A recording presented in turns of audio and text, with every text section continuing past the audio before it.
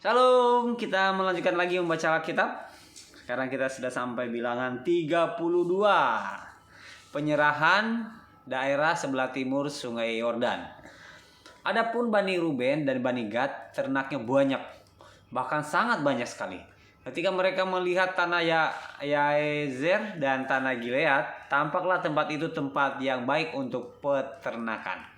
Lalu datanglah Bani Gad dan Bani Ruben dan berkata kepada Musa, Imam Eleazar dan para pemimpin umat itu, Atarot, Dibon, Yaezer, Nimrah, Hesibon, Eleale, Sebam, Nebo, dan Beon, negeri yang telah dikalahkan oleh Tuhan untuk umat Israel.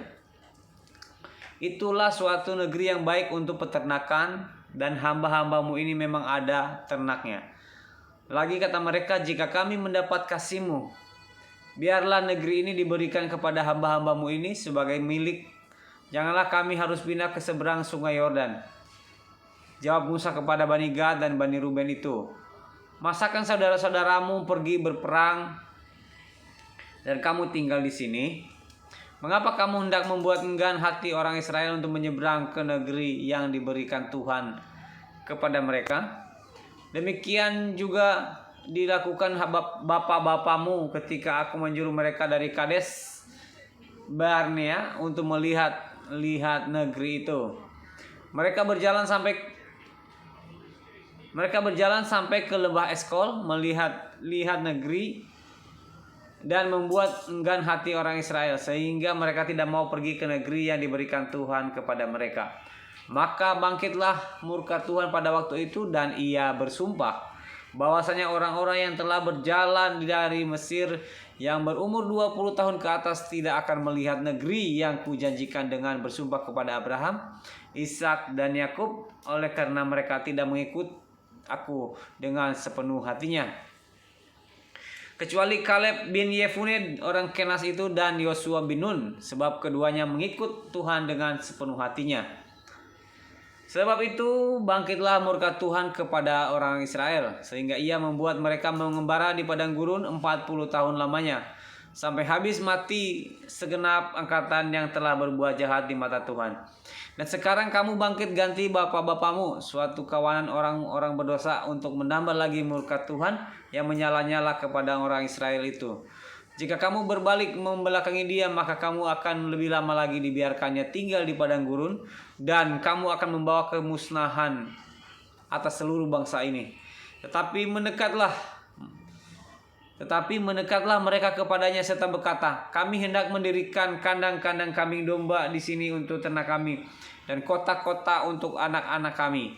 Tetapi kami sendiri akan mempersenjatai diri, dan dengan bersegera kami akan berjalan di depan orang Israel sampai kami membawa mereka ke tempatnya.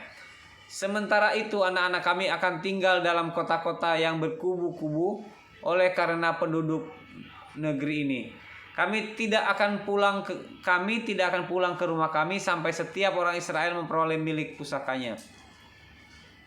Sebab kami tidak mau menerima milik pusaka di seberang sungai Yordan sana, dan seterusnya. Apabila kami mendapat milik pusaka di seberang sungai Yordan sini, di sebelah timur.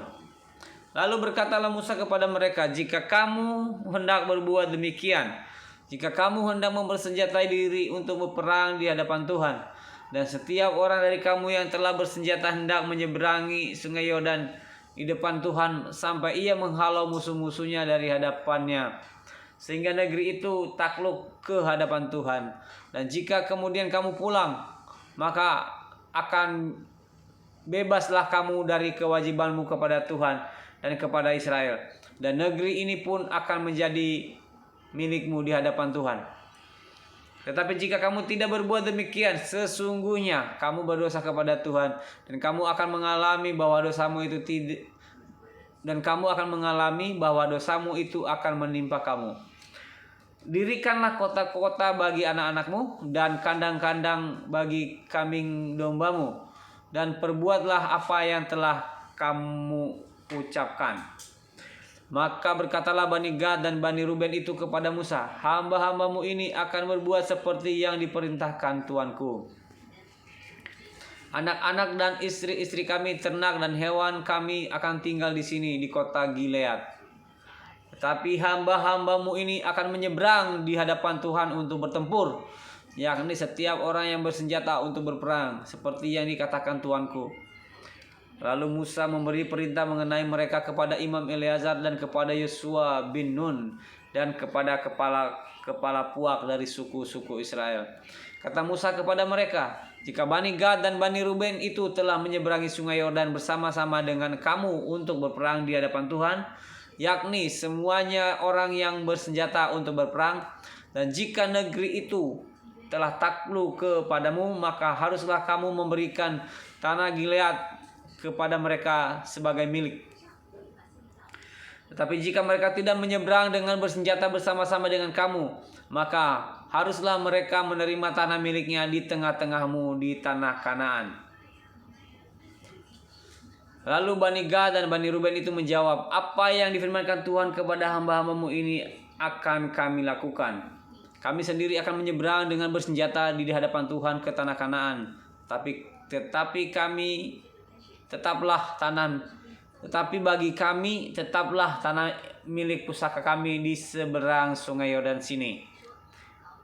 Lalu Musa memberikan kepada mereka, kepada Bani Gad, kepada Bani Ruben dan kepada setengah suku Manasye bin Yusuf, kerajaan Sihon raja orang Amori dan kerajaan Og raja Basan, yakni negeri mereka berserta kota-kotanya di seluruh negeri itu dengan daerah-daerah setiap kota itu. Maka Bani Gad membangun kota-kota di Dibon, Atarot, Aroer, Atarot Sofan, Yaezer, Yokbeha, Bet Nimra, Bet Haram sebagai kota-kota yang berkubu dan sebagai tempat kandang kambing domba. Dan Bani Ruben membangun kota-kota Hesibon, Eleale, Kiriataim, Nebo, Baalmeon dengan mengganti nama-namanya dan Sibma, dan mereka memberi nama lain kepada kota yang dibangun mereka itu. Bani Makhir bin Manasye pergi ke Gilead, mereka merebutnya dan menghalaukan orang Amori yang ada di sana. Lalu Musa memberikan Gilead kepada Makhir bin Manasye dan diamlah ia di sana. Yair anak Manasye pergi merebut dusun-dusunnya dan menamainya Hawot Yair. Nobah pergi merebut Kenat dengan segala anak kotanya dan menamainya Nobah menurut namanya sendiri. Demikian membaca Bilangan 32. Terima kasih, Tuhan Yesus memberkati. Shalom.